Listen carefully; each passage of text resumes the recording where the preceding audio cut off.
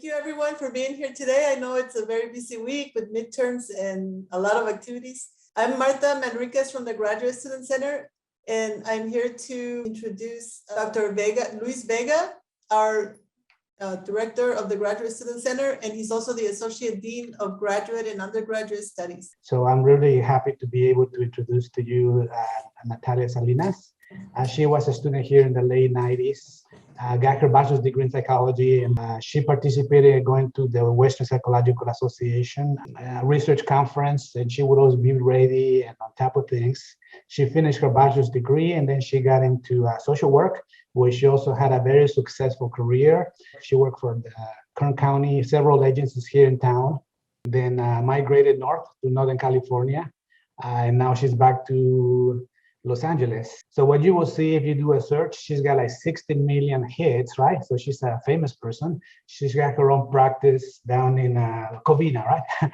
In Covina. And what I can say is that I hope, we'll have time later on so she can explain a little bit about being not only a therapist, a successful, terrific therapist, but also a businesswoman. She's published a book last December, ethnography of her own life. It's a fascinating life that she's lived.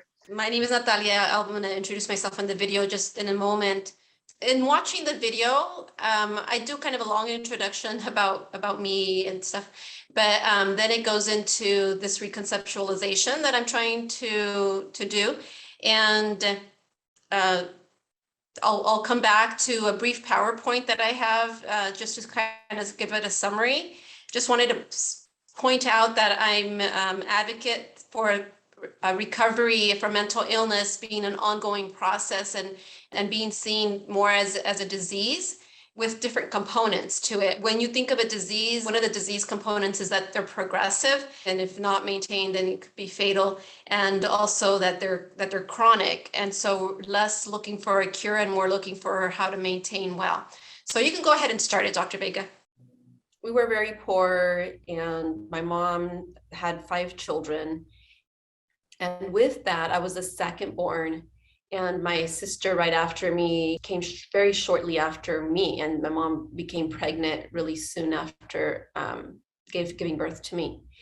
And so with that, eventually I interpreted my world and my mom like if I was bothering her, because when my sister was born, I was just 1 year old. And from that moment, somewhere in my mind, I felt like, oh, I'm bothering my mom, or I'm annoying her, or she didn't have time for me. And now I can clearly see that she had to divide up her time between the newborn sister that I had and me at 1 year old, and how I had to become more independent because of that. So in life, we develop these lenses, and we see our world through these lenses, and we just can't help it. But we don't realize that these lenses are not really reality. They're our lenses. And at some point, because of the work that I do, I was able to take off these lenses and see, wow, my mom's a really loving person. And wow, she's been trying to convince me that she loves me my whole life. But before that, I lived a life where in my mind, and I still find this in my mind, I'm constantly, do you like me? Do you like me? Do you like me? And any little thing that you do means you don't like me. You don't really care. You don't love me. So it's a very painful way to live that way. So with that pain as a little kid, I didn't know how to cope. Coping comes through life experience. I wish they would have meditation in schools, that they would, I don't know what I needed that could have got me through how I was feeling about myself, because everything turned into self-hate. And why wasn't I good enough? Why wasn't I lovable? Why wasn't I likable? Why wasn't I? And from that part, I started attempting suicide at age 13, and I had a really hard time. And so this is why I went into being a therapist. I was hospitalized 5150 as an adolescent, and a therapist said, if you ever, stop attempting suicide or stop cutting on yourself and get well, you can be a good therapist. I believe that part of her saying this was where she was coming from, because in this recovery, in this hospitalization, she was the presenter. She came in and did a group about addictions. And so what recovery stands for her was different than in the mental health field. So, in the addiction recovery, it has been widely accepted that you don't get recovered, like it doesn't end. You're in recovery or you're not in recovery. You're in your active kind of disease or you're not. And these concepts, now that I understand them in working with addictions, has really brought me a different kind of understanding of mental health. But at that time, so that motivated me. And I'm really grateful to have heard those words, because something inside of me said, wow, if I can do this, maybe I can be good enough. Maybe I can be likable. Maybe there's nothing wrong with me. But at least somewhere I had some hope. And whereas before I had no hope, I didn't see really of a future. I didn't see myself going to college. I wasn't, because of my poor mental health.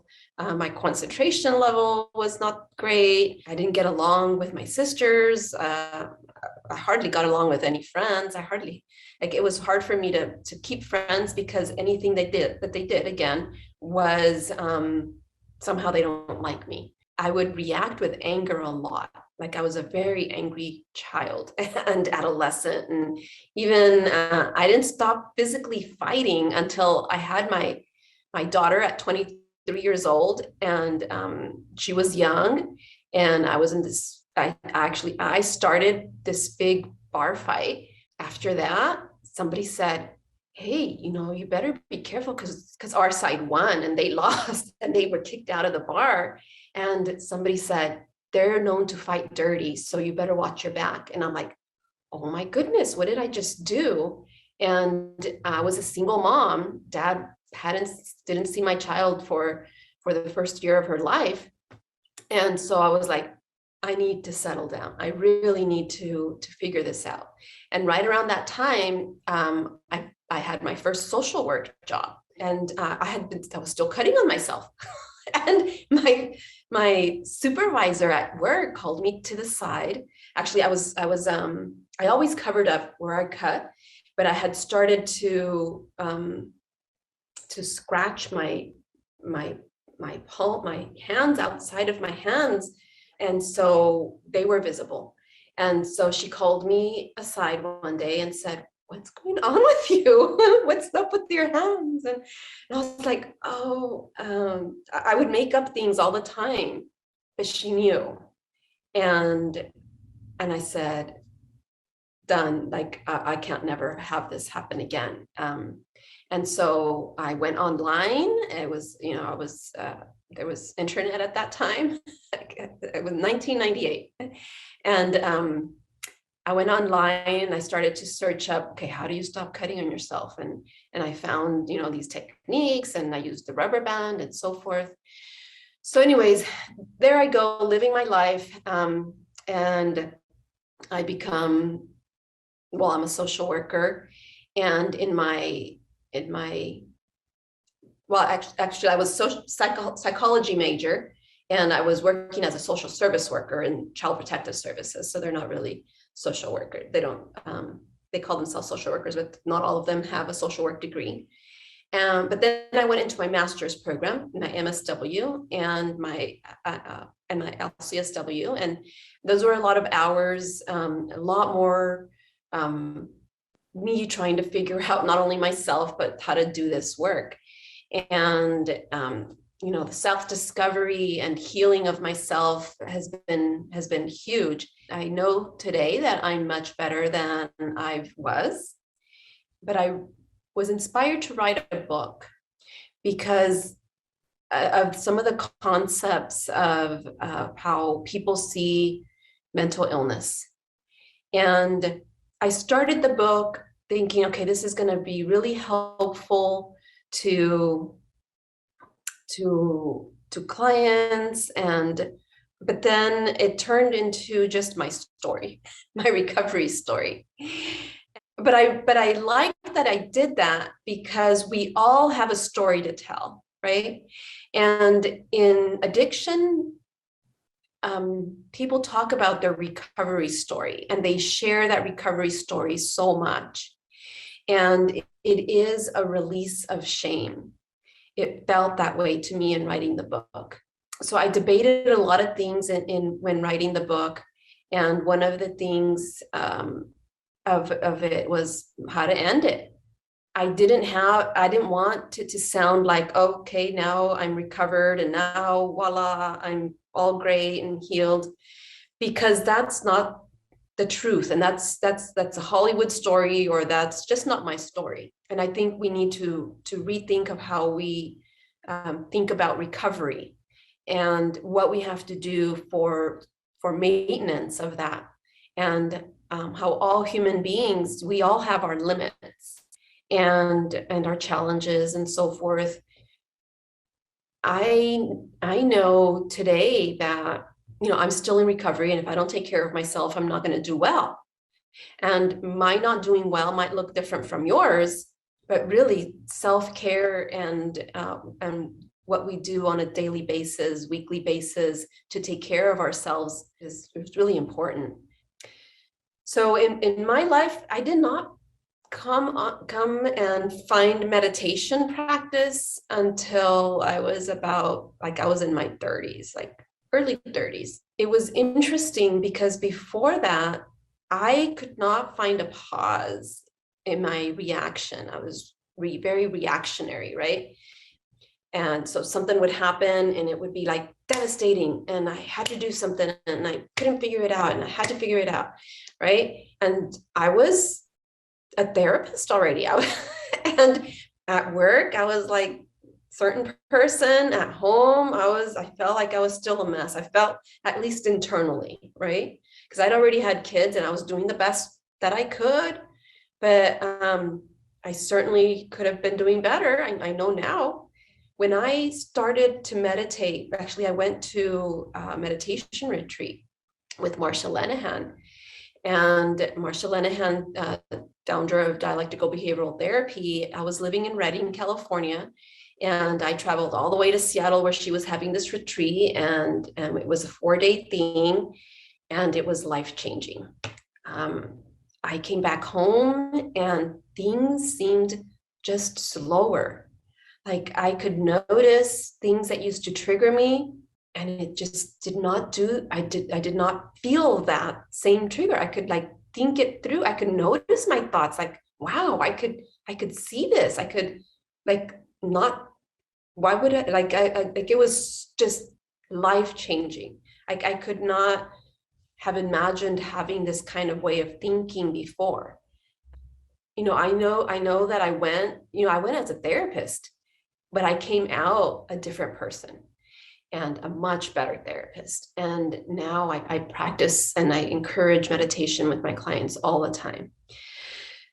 A couple of things. So that's about me. And I want to get into a little bit of some things that I want to share. There's a quote, and it's by Emily Cole. I don't know how to say the name. He said, "Every day in every way, I'm getting better and better." He was a psychologist turned pharmacist, but going to bed with something telling myself, okay, every day in every way, I'm getting better and better. Anyone can benefit from that. And I have my cup here. It says, I don't know if you could see, it says, "My growth is a continuous process." So just over and over, I'm somehow I was never good enough, but today I can live my life. I'm good enough. I am good enough. And life is a process of growing. And I don't know right now what, 10 years from now, I'm going to look back and see, wow, I could have done a lot better then. But I don't need to beat myself up right here, right now about what I should be doing or could be, or just not being okay with here. Because if I'm not okay with here, then I can't take care of myself. I can't love, I can't be calm, I can't find peace of mind. I'm stuck in my head about whether you like me, do you like me, right? And it's just no way to live. And I refuse to live my life that way anymore. So yes, I'm good enough. And I'm a good enough mom, I'm a good enough therapist, I'm a good enough friend, etc. And so every day in every way, I'm getting better and better. Getting back to stigma and this disease of addiction. So I have a specialty in addiction medicine. And what's wonderful about their community is, I don't even know, over 100 years. I don't know, Bill Wilson, a long time ago, founder of the 12 steps and so forth. And that program is tremendously successful. It keeps people in their recovery. And if you're working in addiction medicine and you're not talking to people about the 12-step program or encouraging them to attend, you're doing them a disservice. And because research shows that these programs do work, and people that follow these programs are able to maintain their sobriety the longest. And sobriety really is it's a life and death battle. So I bring those concepts out, and the recovery community that they create, like there's always a group that you can go to. There's always people that are going to be there that are having the same struggles that you are. You could they have this huge network of just meetings all over the place. And there's apps where if you go to Las Vegas and you're feeling like, oh my goodness, I'm being triggered. Oh my goodness, I think I'm in a relapse. You go on your phone and there's a meeting. You go and you show up, and there's meetings in cruises. There's meetings everywhere. And wow, what would this look like if there was meetings everywhere and at your disposal this way for people with mental health problems? Because I have crises, I still do from time to time. And I would like a group where I could just be like, okay, here's my community, and I can share, or I can listen, or I can, I could, like this wonderful Inside LA group, like, okay, I just need to tap in. I need to get in my community for just a moment because I'm suffering. And yes, we have suicide hotlines and so forth, but even calling them their suicide hotline, like, okay, but I'm not suicidal, right? So people get to go to these recovery groups in addiction medicine and not like, because I'm about to relapse. No, it's because that's your community. And people are always welcoming, hey, hi, and if you get to know people, and they have social events, and yes, this is our community. Another thing that's really helped that community, acknowledging addiction as a disease, there's been a big destigmatization of that disease. Mental illness is a disease, and it's not widely known as a disease.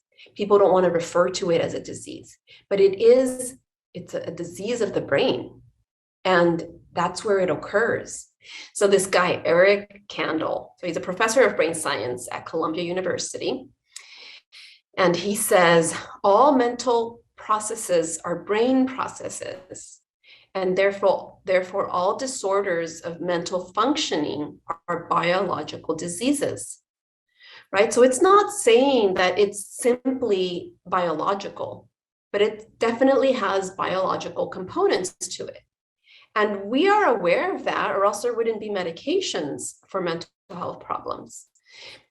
But at the same time, the biological understanding of mental illness almost seems to stop there. And recently, in recent years, and I think with all the understanding that what mindfulness does and all the studies, the research that's been going on there, we've been understanding the brain more and more.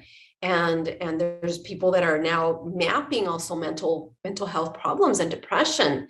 Okay, so Helen Mayberg, professor of psychiatry and neurology at Emory University, has been actively involved in research that singled out a region of the brain that is overactive in people with depression.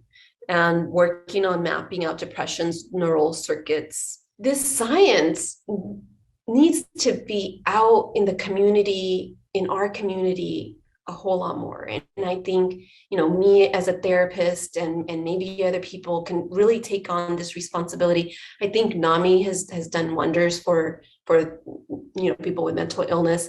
Also, in the disease of addiction, there you can find just so many videos that talk about the brain, the disease of addiction, like the brain and breaking it down. And when I was working in addiction medicine, goodness, we showed a bunch of videos about the brain and then how it works. And so, and these videos are called the disease of addiction.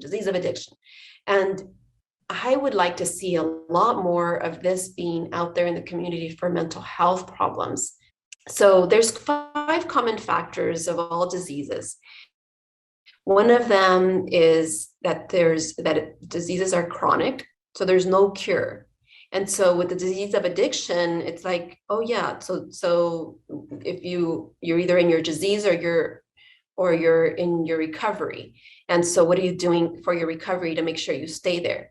It's the same thing with mental illness. You're either going to start blaming other people for how you see things, or you're either going to, well, that's like coming and just blaming the victim. But the thing is, doing meditation to be able to stop the thought process. So you're either going to be willful and not do those things that are being recommended for your recovery, like maybe exercise or socialization, right? Not isolating, not meditating, so forth, or you're going to be staying up late, not taking care of yourself, making yourself emotionally vulnerable. It's all diseases are progressive. If you're in the not taking care of yourself, what gets worse with progression, right? If I wasn't maintaining myself, if I wasn't making sure my mental illness wasn't I was just going to let it go and just be willful, it could progress. The third factor of diseases they're fatal, right? They can be fatal. And so if you think of diabetes, all right, if you're not managing your diet, if you're not watching your blood sugar levels, et cetera, you can die. With disease of addiction, well, they're in their active addiction. Yes, they're on a short road to probably being fatal, right? So is mental illness. It causes a lot of people death. Last one is primary. So primary means it has its own symptoms. So with the disease of mental illness, you're somebody that's depressed, somebody that's highly stressed, your immune system goes down. There's other biological processes and has its own symptoms, right? So if someone that's depressed, I did really poorly at school, it had that symptom. Yeah. So it created that for me. Somebody who's depressed has a difficult time having good relationships, or somebody who has high anxiety, right? So it has its own symptoms that come with it. Just like the disease of addiction. If you go to the doctor and you're an alcoholic and the doctor says, well, we've got to cut off your toe, your diabetes is really out of hand here. We've got to keep monitoring that and we've got to keep on the diet. But they never talk about that they're drinking all the time or that they're an alcoholic. Well, then there's a big, huge disservice, right? So if we're saying, okay, well, this kid needs some tutoring, but then we never address that they have depression, well, then there's that disservice. So again, there's those 5 common factors of all diseases, and definitely within the disease of mental illness. And I have no fancy way of saying mental illness is a disease. Like disease of addiction sounds very, oh yeah, that's just known, and it sounds like it flows or something. And with mental illness, it doesn't quite do that because we're not used to referring it to it that way. But there's just a lot for us to, in reconceptualizing the disease and the recovery. So what I was saying earlier, in seeing the mental illness as a disease, I want to stress that those 5 components, and that recovery is an ongoing process and not an end point. And here's that quote that I really like again. So these were the 5 components. So that's the genetic, it's progressive, chronic. There's no definite, like there's no one thing cures it, right? So for even depression and anxiety, where, okay, you can have an episode or something, we all have our limit, our potential and our limits. And so yes, if somebody dies, it's very normal for you to feel sad and so forth. And then some people go into a depression and it hangs around. Just having it be circumstantial and related to that event, and more to, okay, what are your limits? What's your potential and what's your limit? And then what will help you maintain well? So more with regard to treatment. And then if you're not in your maintaining, right, then it could be progressive and fatal. Diseases are primary. So here's the problem, and then it has its symptoms, right?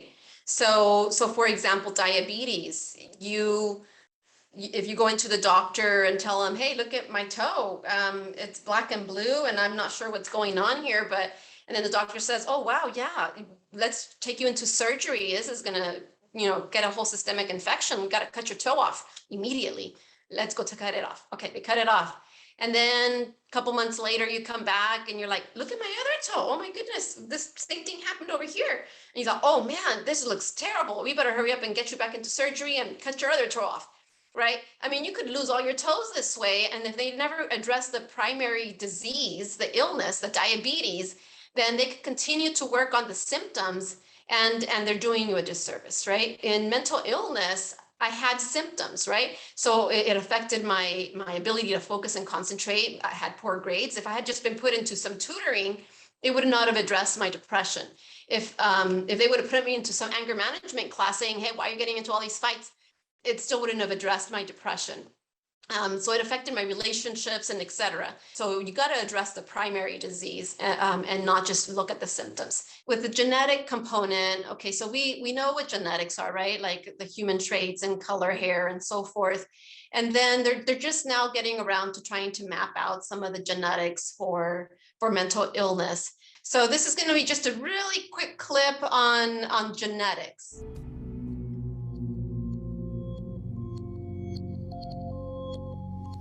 It is widely thought that conditions like ADHD are genetically programmed, conditions like schizophrenia are genetically programmed. The truth is the opposite. Nothing is genetically programmed. They're very rare diseases. I mean, a small handful, extremely sparsely represented in the population that are truly genetically determined. Most complex conditions might have a predisposition that is a genetic component, but a predisposition is not the same as a predetermination. The whole search for the source of diseases in the genome was doomed to failure before anybody even thought of it, because most diseases are not genetically predetermined. Heart disease, cancer, strokes, rheumatoid conditions, autoimmune conditions in general, mental health conditions, addictions, these are none of them genetically determined. Breast cancer, for example, out of 100 women with breast cancer, only 7 will carry the breast cancer genes. 93 do not. And out of 100 women who do have the genes, not all of them will get cancer.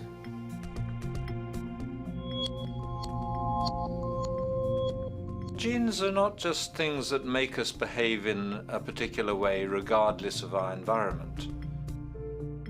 Genes give us different ways of responding to our environment. In fact, it looks as if some of the early childhood influences of a kind of child rearing affect gene expression, actually turning on and off different genes to put you on a different developmental track, which may suit the kind of world you've got to deal with.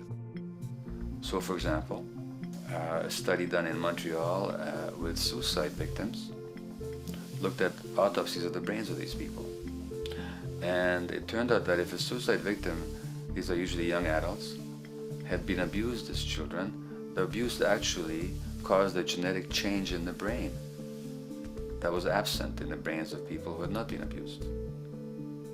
That's an epigenetic effect. Epi means on top of, so that the epigenetic influence is what happens environmentally to either activate or deactivate certain genes. In New Zealand, there's a study that was done in a town called Dunedin, in which a few thousand individuals were studied from birth up to into their 20s. What they found was that they could identify a genetic mutation, an abnormal gene, which did have some relation to the predisposition to commit violence, but only if the individual had also been subjected to severe child abuse. In other words, a child with this abnormal gene would be no more likely to be violent than anybody else, and in fact they actually had a lower rate of violence than people with normal genes, as long as they weren't abused as children.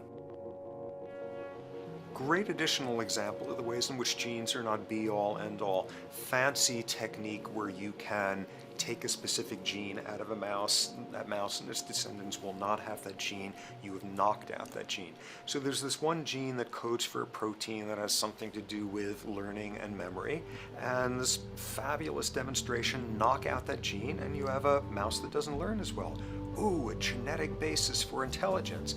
What was much less appreciated in that landmark study that got picked up by the media left and right is take those genetically impaired mice and raise them in a much more enriched, stimulating environment than your normal mice in a lab cage, and they completely overcame that deficit. So when one says in a contemporary sense that, oh, this behavior is genetic, to the extent that that's even a valid sort of phrase to use, what you're saying is there is a genetic contribution to how this organism responds to environment. Genes may influence the readiness with which an organism will deal with a certain environmental challenge. You know, that's not the version most people have in their minds. And not to be too soapboxing, but run with the old sort of version of it's genetic, and it's not that far from a history of eugenics and things of that sort. It's a widespread misconception, and it's a potentially fairly dangerous one. One reason that the sort of biological explanation for violence, one reason that hypothesis is potentially dangerous, it's not just misleading, it can really do harm, is because if you believe that, you could very easily say, well, there's nothing we can do to change the predisposition people have to becoming violent. All we can do if somebody becomes violent is punish them, lock them up or execute them. But we don't need to worry about changing the social environment or the social preconditions that may lead people to become violent, because that's irrelevant. The genetic argument allows us the luxury of ignoring past and present historical and social factors. And in the words of Louis Menand, he wrote in the New Yorker, very astutely, he said, "It's all in the genes, an explanation for the way things are that does not threaten the way things are. Why should someone feel unhappy or engage in antisocial behavior when that person is living in the freest and most prosperous nation on earth? It can't be the system. There must be a flaw in the wiring somewhere," which is a good way of putting it. So the genetic argument is simply a cop-out, which allows us to ignore the social and economic and political factors that in fact underlie many troublesome behaviors.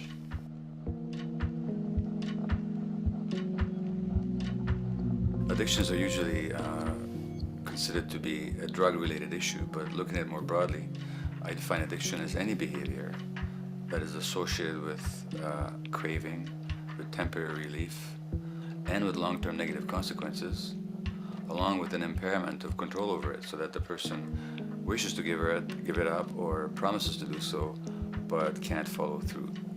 And when you understand that, then you can see that there are many more addictions than simply those related to drugs. So there's workaholism, there's the addiction to shopping, to the internet, to video games. There's the addiction to power. People have power, but they want more and more and more. Nothing is ever enough for them. acquisition, corporations that must own more and more, the addiction to oil, or at least to the wealth and to the products made accessible to us by oil. Look at the negative consequences on the environment. We're destroying the very earth that we inhabit for the sake of that addiction. Now, these addictions are far more devastating in their social consequences than the cocaine or heroin habits of my downtown East Side patients. Yet they're rewarded and considered to be respectable. The tobacco company executive that shows a higher profit will get a much bigger reward. He doesn't face any negative consequences legally or otherwise. In fact, he's a respected member of the board of several other corporations. But tobacco smoke-related diseases kill 5.5 million people around the world every year. In the United States, they kill 400,000 people a year. And these people are addicted to what? To profit. To such a degree are they addicted that they're actually in denial about the impact of their activities, which is typical for addicts, is denial. And that's a respectable one. It's respectable to be addicted to profit no matter what the cost. So what is acceptable and what is respectable is a highly arbitrary phenomenon in our society. And it seems like the greater the harm, the more respectable the addiction.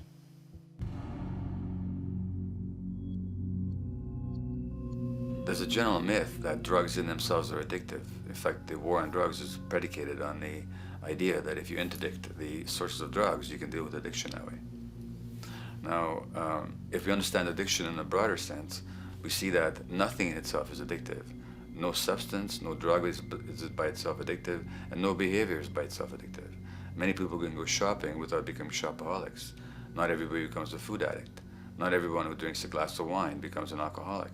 So the real issue is what makes people susceptible, because it's the combination of a susceptible individual and the potentially addictive substance or behavior that actually then makes for full flowering of addiction. In short, it's not the drug that's addictive, it's the question of the susceptibility of the individual to being addicted to a particular substance or behavior. If we wish to understand what then makes some people susceptible, we actually have to look at their life experience. The old idea, although it's old, but it's still broadly held, that addictions are due to some genetic cause is simply scientifically untenable. What the case is actually is that certain life experiences make people susceptible. Life experiences that not only shape the person's personality and psychological needs, but also their very brains in certain ways. And that process begins in utero.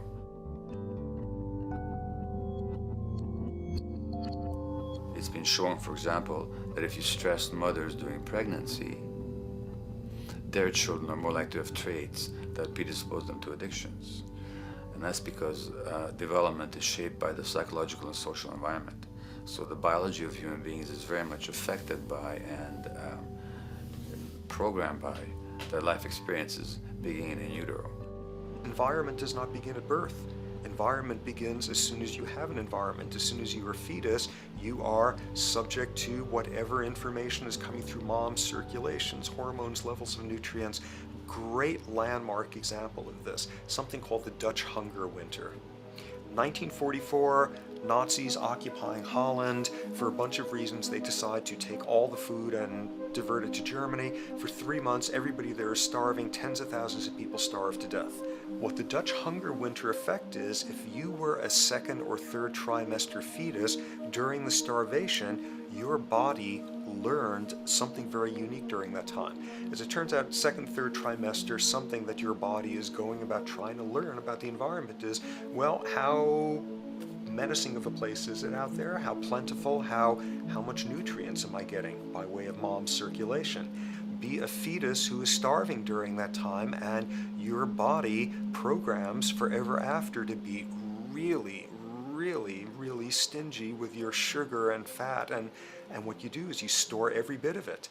Be a Dutch hunger winter fetus, and half a century later, everything else being equal, you are more likely to have high blood pressure, obesity, or metabolic syndrome. That is environment coming in a very unexpected place. You can stress animals in a laboratory when they're pregnant, and their offspring will be more likely to use cocaine and alcohol as adults. You can stress human mothers. For example, in a British study, women who are abused in pregnancy will have higher levels of the stress hormone cortisol in their placenta at birth, and their children are more likely to have conditions that predispose them to addictions by age 7 or 8. So in utero stress already prepares the ground for all kinds of mental health issues. Israeli study done prior on children born to mothers who were pregnant prior to the onset of the 1967 war. These women, of course, are very stressed, and their offspring have a higher incidence of schizophrenia than the average cohort. So there's plenty of evidence now that prenatal effects have a huge impact on the developing human being.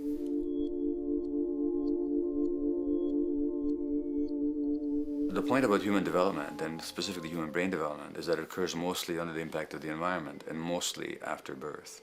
Now, if you compare us to a horse, which can run on the first day of life, we see that we are very undeveloped. We can't muster that much neurological coordination, balance, muscle strength, visual acuity until a year and a half, 2 years. And that's because the brain development that in the horse happens in the safety of the womb, in a human being has to happen after birth. And that has to do with simple evolutionary logic. As the head gets larger, which is what makes us into human beings, the burgeoning of the forebrain is what creates the human species, actually. At the same time, we walk on 2 legs, so our pelvis narrows to accommodate that. So now we have a narrower pelvis, a larger head. Bingo, we have to be born prematurely. And that means that the brain development that in other animals occurs in utero, in us, occurs after birth. And much of that under the impact of the environment. And the concept of neural Darwinism simply means that the circuits that get the appropriate input from the environment will develop optimally, and the ones that don't will either not develop optimally or perhaps not at all. If you take a child with perfectly good eyes at birth and you put him in a dark room for 5 years, he'll be blind thereafter for the rest of his life, because the circuits of vision require light waves for their development. And without that, even the rudimentary circuits present and active at birth will atrophy and die, and new ones will not develop. There's a significant way in which early experiences shape adult behavior, and even and especially early experiences for which there's no recall memory. It turns out that there are 2 kinds of memory. There is explicit memory, which is recall. This is when you can call back facts, details, episodes, circumstances. But the structure in the brain, which is called the hippocampus, which encodes recall memory, it doesn't even begin to develop fully until a year and a half, and it's not fully developed until much later, which is why hardly anybody has any recall memory prior to 18 months.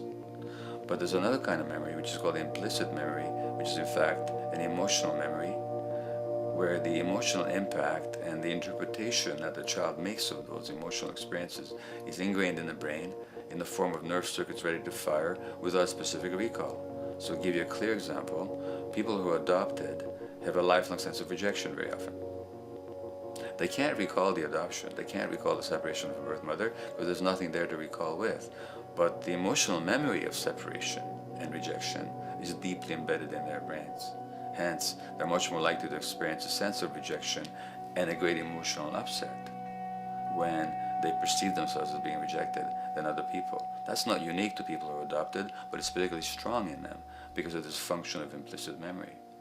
People who are addicted, given that they, according to all the research literature, certainly in my experience, the hardcore addicts virtually were all significantly abused as children or suffered severe emotional loss. Their emotional or implicit memories are those of a world that's not safe and not helpful, caregivers who are not to be trusted, and relationships that are not safe enough to open up to vulnerably.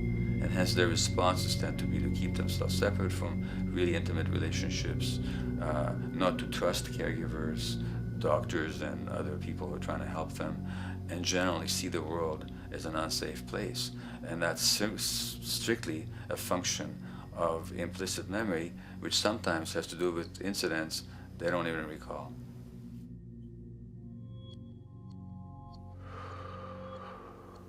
Infants who are born premature are often in incubators and various types of gadgetry and machinery for weeks and perhaps months. It's now known that if these children are touched and stroked on the back for just 10 minutes a day, that promotes their brain development. So human touch is essential for development. And in fact, infants who are never picked up will actually die. That's how much of a fundamental need being held is to human beings. In our society, there's an unfortunate tendency to tell parents not to pick up their kids, not to hold them, not to pick up babies who are crying for fear of spoiling them, or to encourage them to sleep through the night. You don't pick them up, which is just the opposite of what the child needs. And these children might go back to sleep because they give up and their brains just shut down as a way of defending against the vulnerability of being abandoned really by their parents. But their implicit memories will be that of a world that doesn't give a damn. A lot of these differences are structured very early in life. In a way, if you like, the parental experience of adversity, how tough life is or how easy it is passed on to children, whether through maternal depression or parents being bad-tempered with their kids because they've had a hard day or just being too tired at the end of the day. And these have very powerful effects, programming children's development, which we know a lot about now. But that early sensitivity isn't just an evolutionary mistake. It exists again in many different species. Even seedlings, there's an early adaptive process to the kind of environment they're growing up in. But for humans, the adaptation is to the quality of social relations. And so early life, how nurturing or how much conflict, how much attention you get, is a taster of the kind of world you may be growing up in. Are you growing up in a world where you have to fight for what you can get, watch your back, fend for yourself, learn not to trust others? Or are you growing up in a society where you depend on reciprocity, mutuality, cooperation, where empathy is important, where your security depends on good relations with other people? And that needs a very different emotional and cognitive development. And that's what the early sensitivity is about. And parenting is almost, quite unconsciously, a system for passing on that experience to children of the kind of world they're in.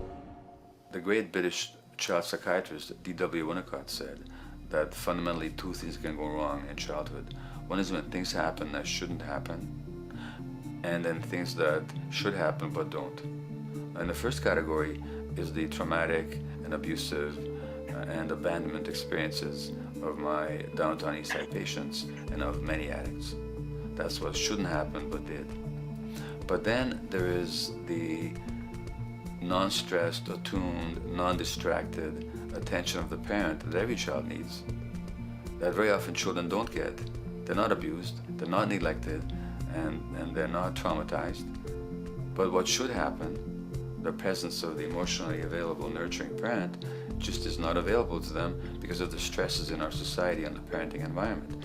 And the psychologist Alan Shore calls that proximal abandonment, when the parent is physically present but emotionally absent. I have spent roughly the last 40 years of my life working with the most violent people our society produces, murderers, rapists, and so on, in an attempt to understand what causes this violence. I discovered that the most violent of the criminals in our prisons had themselves been victims of a degree of child abuse that was beyond the scale of what I ever thought of applying the term child abuse to. I had no idea of the depth of the depravity with which children in our society are all too often treated.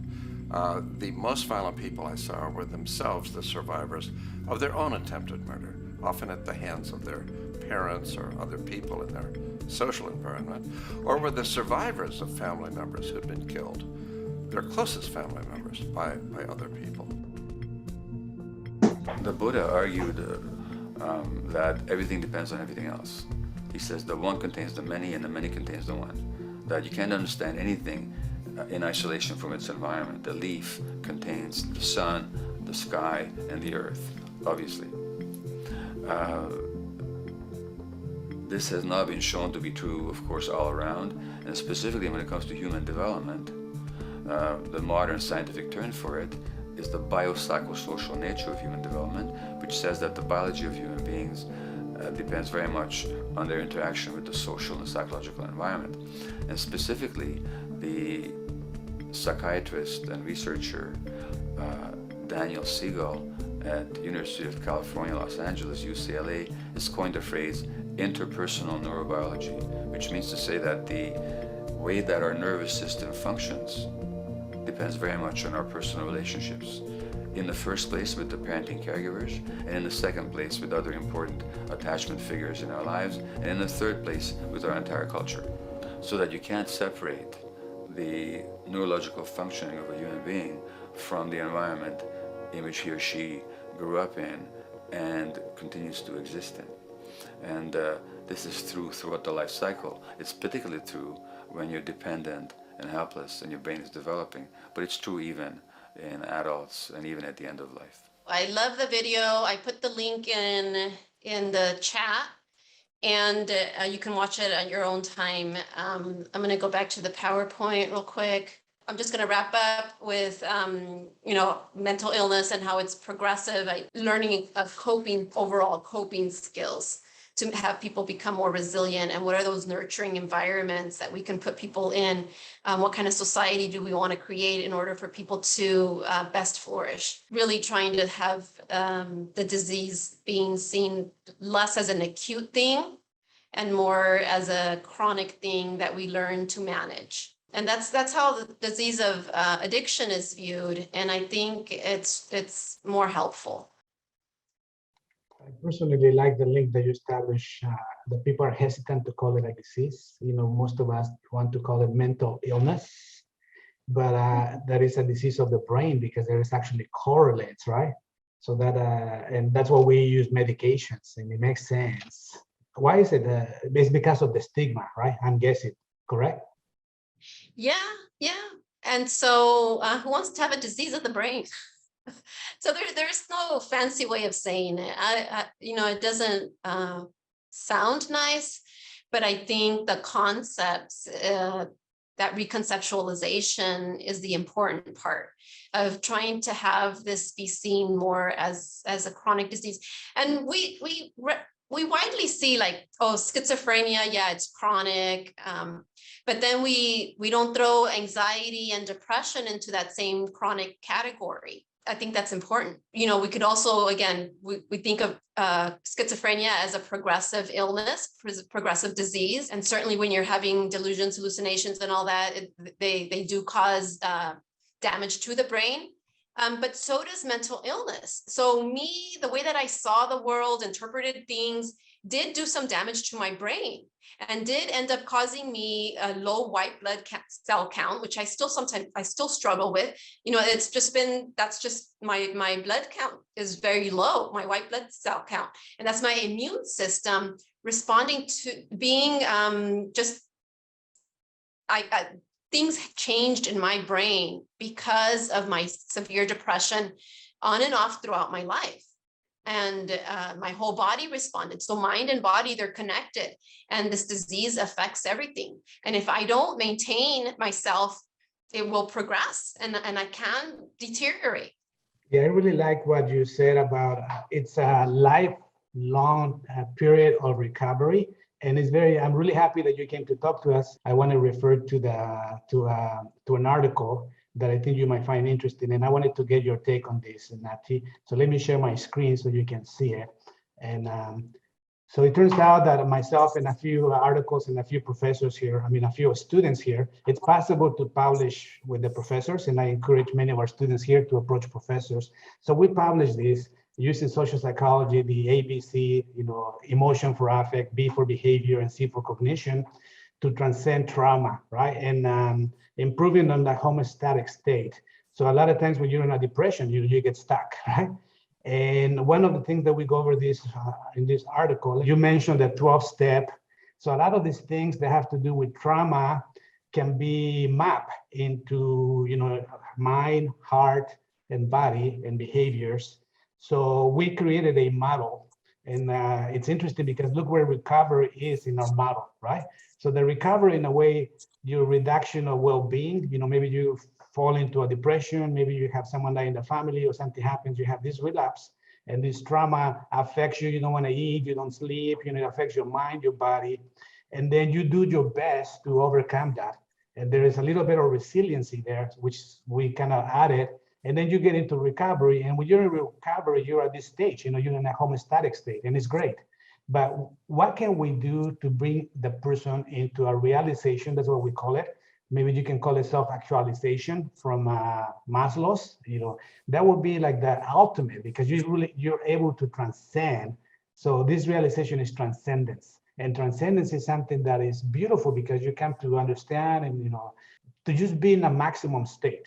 So that's what I wanted to ask you, Nat. Is it possible for someone who suffers from mental illness, disease, to be able to transcend that? And I think you have, in a way, even reading your book, that's what I get, that it's been a tough journey, but you have overcome a lot of things. So go ahead. I would like to say something about this, because that's exactly what I'm getting to is, while I can be better and better, right? I want there to be like less of that endpoint. Oh, I'm healed now. And that's why, it's specifically why I kind of ended the book the way that I did. Not like oh, I'm so much better now, I've transcended, or because that self-actualization, because that is an illusion. I can have a crisis, something can happen in my life tomorrow, and I have my potential and I have my limits. And me knowing that, I need to know. So during the pandemic, if I got COVID at one point, I don't have the luxury to isolate and not talk to anyone for a whole week or two, because if I do that, I'm going to go into my depression.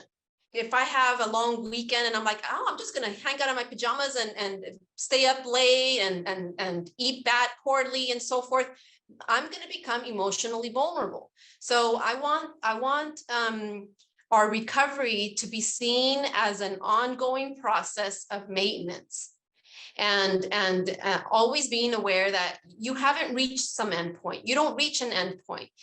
The recovery is an ongoing process that never ends in your lifetime. And everybody's life is this way. And that's why I in that other video I shared about my cup, because I'm constantly, my growth is a continuous process, because these kind of ideas and these kind of messages to myself help remind me and keep me on track with what I need to do for myself. And that's what keeps me well. Not this idea that somehow I got there, I arrived, I'm good. No, that doesn't help me. But I want to connect that to the meditation, because that meditation puts you in a good state, but it's a lot of work. You have to continuously do it. And I think we tried to do that point in that article that is not easy, and you have to work hard at it, And I mean, you cannot say that that's the case for you too, right? So yeah, thank you. Before I give the audience a chance can you speak a little bit about your business, how you went about establishing it? Are you happy with it? Is it very expensive? What are some problems? Sounds like you're a successful business person, and I admire that. It'd be nice if you can let, our students here and all of them. So my journey has come full circle to what, well, I've been a therapist for a while now, but now I'm in private practice and I love it. Yeah, I have a wonderful office. I love my office, my little second home here. Yeah, so it's been a journey. I worked at Kaiser for 8 years, and then I was up in Shasta Community Health, and so yeah, I've been a therapist for a while, and I kind of wiggled around in my journey to be a therapist, but this is where it started. This is where I was inspired to help others. And then I did some other things. And then finally, this is what I started to do and what I'm committed to. And I do have a specialty in addiction medicine. And then there's other things that I did on a California basis with the National Association for Social Workers. Yeah, I've been quite the activist as well. So I keep myself very busy. Yeah. And I have 4 kids. Oh my God, there is a question for you here. Do you continue to do research and utilize the alumni privileges at the library? I don't. I haven't done any more research. No. You just read on your own. Do you take courses to like familiarize yourself with the latest treatments and things like that? Huh? Definitely. Yes. Yeah, that I do. Yeah. Yeah, and then I've done other speaker events related to social justice and racism and I've definitely done stuff. Yeah. Okay, let me ask you one more question here about writing a book, because writing a book is not easy. What motivated to write the book, and what recommendations would you give to our students here, or anyone else like myself included? I haven't done a book, I've done an article here and there, right? So in the recovery community, like I had mentioned in addictions, people are constantly sharing their story. And you don't really hear about that, or there's not really a big forum for that in the mental health community. And so I think people who have issues, mental health problems, diseases of mental illness should share their story. And I believe that helps break down some stigma. So it took a lot of vulnerability for me to be able to put that out there. I mean, if you've read my book, it's pretty personal and, it doesn't put me in the best light and so forth, but I did that on purpose. I mean, I could have put in a bunch of my strengths and great things that I've done and experienced, but it was a certain purpose. And I do want to say, I'm a successful licensed clinical social worker, many years of experience, blah, blah, blah. And then I have this mental illness that's serious and can be very serious. I'm much better. Of course I am. What got me to doing it, like I said it before, it started off as, oh, I'm going to help clients. And then it was like, it deteriorated just into my mental health story. But I think it's better that way. And I think that's helpful that way. I did read your book and enjoyed it tremendously. And that vulnerability just personalized it a lot. And I think we look at mental illness, disease as a continuum, and I think all of us have some type of dysfunction.